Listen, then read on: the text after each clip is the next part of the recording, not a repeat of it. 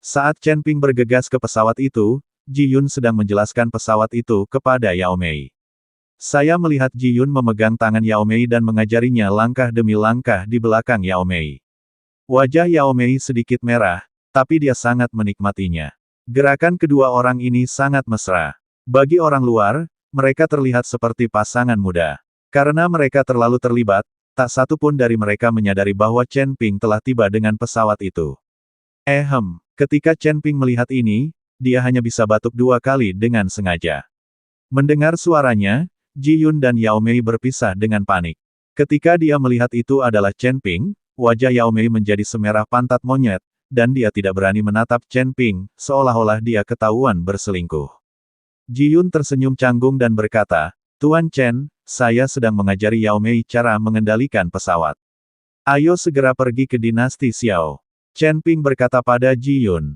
Melihat Chen Ping sangat cemas, Ji Yun bertanya, "Tuan Chen, apakah terjadi sesuatu?" Berhenti bertanya, ayo pergi. Setelah Chen Ping selesai berbicara, dia memasuki kamar pesawat. Dia juga tidak ingin mengganggu kehidupan baik Ji Yun dalam mengikuti Yao Mei. Jika Ji Yun dan Yao Mei bisa bersama, kekhawatiran Chen Ping akan berkurang. Jika tidak, Yao Mei akan mengikutinya, dan Chen Ping tidak akan punya waktu untuk peduli padanya. Memasuki ruangan, Chen Ping mulai berlatih, dan aura di sekelilingnya menjadi semakin kuat. Dia harus menggunakan seluruh waktunya untuk meningkatkan kekuatannya. Anda tidak bisa selalu mengandalkan Tuan Xi.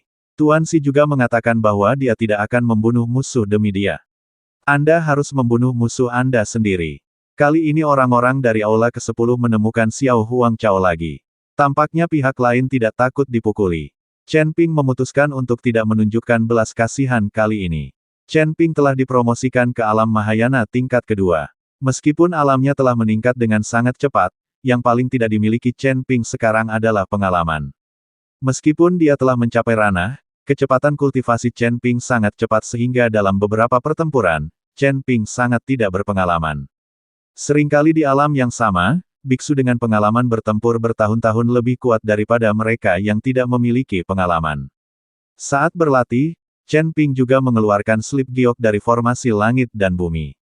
Dari 4 slip giok, Chen Ping hanya dapat membuka 1. Slip giok formasi lainnya tidak dapat dibuka, dan kesadaran spiritualnya tidak dapat masuk. Dia tahu bahwa ketika keempat slip giok formasi langit dan bumi dibuka, formasi langit dan bumi akan muncul, dan kemudian dia akan dapat menemukan kesempatan untuk menghancurkan formasi. Sekarang Chen Ping bahkan tidak tahu di mana formasi langit dan bumi berada, apalagi bagaimana cara menghancurkannya. Chen Ping mencoba menyuntikkan kesadaran spiritualnya ke dalam slip giok formasi kedua sedikit demi sedikit. Kesadaran Chen Ping seperti benang tipis, dan dia dengan hati-hati menyelidiki celah slip giok formasi kedua. Proses ini sangat sulit, seolah-olah dia berpacu dengan waktu dan melawan kekuatan segel yang tak terlihat. Butir-butir keringat berangsur-angsur terbentuk di dahinya, tetapi matanya bersinar dengan cahaya yang pantang menyerah. Dengan setiap upaya, Chen Ping bisa merasakan pantulan kekuatan segel. Itu adalah kekuatan kuno dan kuat yang tampaknya mengandung aturan dan ketertiban saat dunia pertama kali dibuka. Namun, Chen Ping tidak mundur. Dia mengerahkan seluruh kekuatan spiritualnya, memusatkan pikirannya secara ekstrim, dan memukul segel yang tampaknya tidak bisa dihancurkan itu berulang kali. Tepat ketika Chen Ping hampir kelelahan, dia tiba-tiba menangkap peluang halus. Kesempatan itu bagaikan bintang paling terang di langit malam, membimbingnya menemukan kelemahan segel tersebut. Chen Ping merasa senang dan segera memusatkan seluruh kekuatannya untuk melancarkan dampak terakhir menuju titik itu. Ledakan, suara lembut bergema di lautan kesadaran Chen Ping. Seolah segel itu akhirnya tidak dapat menahan tekanan dan runtuh. Segera setelah itu, aliran besar informasi mengalir ke lautan kesadaran Chen Ping, yang merupakan rahasia tentang slip giok kedua dari formasi langit dan bumi. Saat kesadaran spiritual Chen Ping perlahan menembus ke dalam slip giok kedua dari formasi besar langit dan bumi, nafas kuno dan perubahan-perubahan menghantam wajahnya, seolah-olah berjalan melalui ruang dan waktu, membawanya ke dalam situasi misterius dan tak terduga. Di dalam slip giok, aliran cahaya dan rune saling terkait, membentuk formasi yang kompleks dan megah. Formasi ini berputar perlahan, melepaskan fluktuasi energi yang membuat jantung berdebar-debar. Chen Ping tenggelam dalam dunia yang dibangun oleh formasi. Pikirannya bergerak dengan cahaya dan bayangan yang mengalir, mencoba menangkap setiap perubahan halus dan memahami makna di balik setiap rune. Waktu sepertinya telah kehilangan maknanya di sini. Chen Ping merasa seolah-olah dia beresonansi dengan dunia, dan setiap napas yang dia hirup secara halus terhubung dengan formasi di sekitarnya. Lambat laun, ia mulai memahami esensi formasi besar langit dan bumi, bukan hanya formasi yang digunakan untuk pengurungan, tetapi juga pemahaman mendalam dan penerapan hukum alam langit dan bumi. Setiap rune adalah simulasi akurat dari aturan langit dan bumi, dan seluruh formasi adalah kumpulan simulasi ini, yang mampu memobilisasi kekuatan langit dan bumi untuk mencapai efek yang hampir ajaib. Dalam kesadaran ini, Chen Ping menemukan bahwa untuk benar-benar menguasai dan memecahkan formasi besar langit dan bumi, kekuatan atau keterampilan saja tidaklah cukup. Kuncinya terletak pada persepsi dan kepatuhan terhadap kekuatan tak kasat mata antara langit dan bumi. Yang perlu dia lakukan bukan hanya belajar bagaimana mengatur atau mengaktifkan formasi tersebut, namun yang lebih penting, belajar bagaimana hidup berdampingan secara harmonis dengan alam dan memanfaatkan kekuatan untuk melawan entitas yang melanggar hukum alam. Saat Chen Ping tenggelam dalam pemahaman mendalam ini, waktu di dunia luar berlalu dengan tenang. Tiba-tiba, getaran yang kuat mengganggu kontemplasinya. Chen Ping memulihkan pikirannya dan menemukan bahwa dia tidak hanya berhasil membuka slip giok formasi kedua, tetapi keadaan pikiran dan pemahamannya tentang formasi tersebut juga telah membuat lompatan kualitatif. Chen Ping tidak tahu bahwa ketika dia memecahkan slip giok formasi kedua, sebuah fenomena aneh turun dari langit di atas surga dan dunia manusia, dan sinar cahaya berwarna-warni muncul, seolah-olah itu adalah dunia lain. Namun, penglihatan ini menghilang hanya dalam beberapa saat, dan tidak banyak orang yang melihatnya.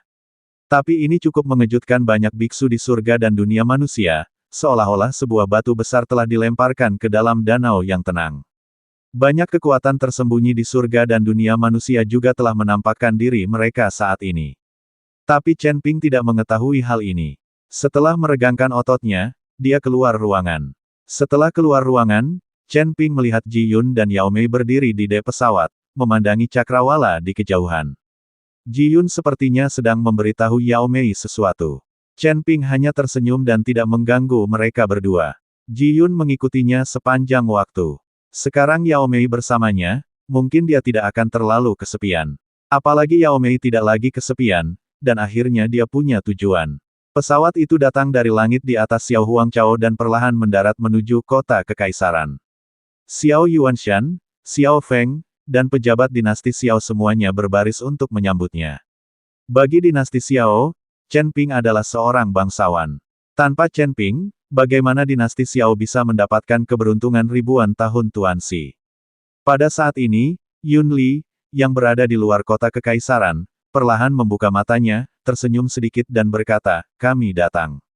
"Bagaimana kamu tahu?" Silan bertanya dengan bingung. "Rasakan." Yun Li perlahan berdiri dari batu, dan tubuhnya langsung menghilang. Silan juga memimpin orang-orang untuk mengikutinya dan memasuki kota kekaisaran. Saat Chen Ping membawa Ji Yun dan Yao Mei turun dari pesawat, Xiao Yuanshan dan semua orang langsung menyambutnya. Pertarungan itu menekan Yao Mei. Dia tidak menyangka Chen Ping begitu dihormati di dunia surga dan bumi ini. "Tuan Chen, 10 istana itu." Xiao Yuanshan bergegas dan hendak memberitahu Chen Ping tentang orang-orang yang datang dari aula ke-10. Tapi Chen Ping melambaikan tangannya, lalu berbalik untuk melihat ke dalam kehampaan, dan berkata dengan ringan, "Tidak perlu bicara lagi, mereka ada di sini." Aku melihat getaran di kehampaan, lalu sosok Yun Li perlahan muncul. Di sebelah Yun Li ada Silan. Di belakang mereka ada 12 biksu berpakaian hitam yang berada di atas alam Mahayana tingkat kelima. Masing-masing dari mereka memegang pedang dan penuh niat membunuh. Zuo Tianzeng mengikuti para biksu berpakaian hitam ini. Meskipun dia tidak bisa pergi, dia bersembunyi jauh. Chen Ping dan Yun Li saling memandang, dan keduanya sedikit mengernyit pada saat bersamaan. Alam Mahayana tingkat kedua, Yun Li mengerutkan kening dan berkata, karena dia mendapat kabar bahwa Chen Ping hanyalah biksu tingkat 9 di alam kesengsaraan. Bagaimana dia bisa menjadi biksu tingkat 2 di alam Mahayana? Dia pikir dia mengenali orang yang salah. Lagi pula, Yun Li belum pernah bertemu Chen Ping. Xiao Yuanshan tercengang saat melihat ini, dia tidak menyadarinya sekarang, tetapi sekarang dia menyadari bahwa hanya dalam beberapa hari, Chen Ping telah dipromosikan ke alam Mahayana tingkat kedua. Zuo Tianzeng, yang mengikuti di belakang, sangat terkejut hingga rahangnya ternganga. Chen Ping, kamu, bagaimana kamu bisa menjadi alam Mahayana tingkat kedua? Zuo Tianzeng menunjuk ke arah Chen Ping dan berkata dengan tergagap. Chen Ping mengabaikan Zuo Tianzeng, tapi menatap Yunli dan bertanya, apakah kamu mencari saya? Saat ini, Zuo Tianzeng tidak tahan lagi dengan tatapan Chen Ping. Yunli mengangguk, aula ke-10, Yunli. Yunli membungkukkan tangannya ke arah Chen Ping dengan sangat sopan. Setiap orang yang melihat adegan ini sedikit terkejut. Bukankah Yunli benar-benar membalas dendam terhadap Chen Ping? Dia tampak sopan dan sama sekali tidak suka membunuh. Chen Ping membalas hormatnya dan berkata, Chen Ping. Saudara Chen, bisakah kita bicara sendiri? Kata Yunli. Saudara Chen, ngobrol sendirian. Apa yang sedang terjadi? Xiao Yuanshan dan yang lainnya sedikit bingung. Bahkan, Chen Ping sendiri pun sedikit bingung. Dia tidak tahu jenis obat apa yang Yunli jual di labu tersebut. Mungkinkah orang-orang dari aula ke-10 ini tidak mencari masalah untukku?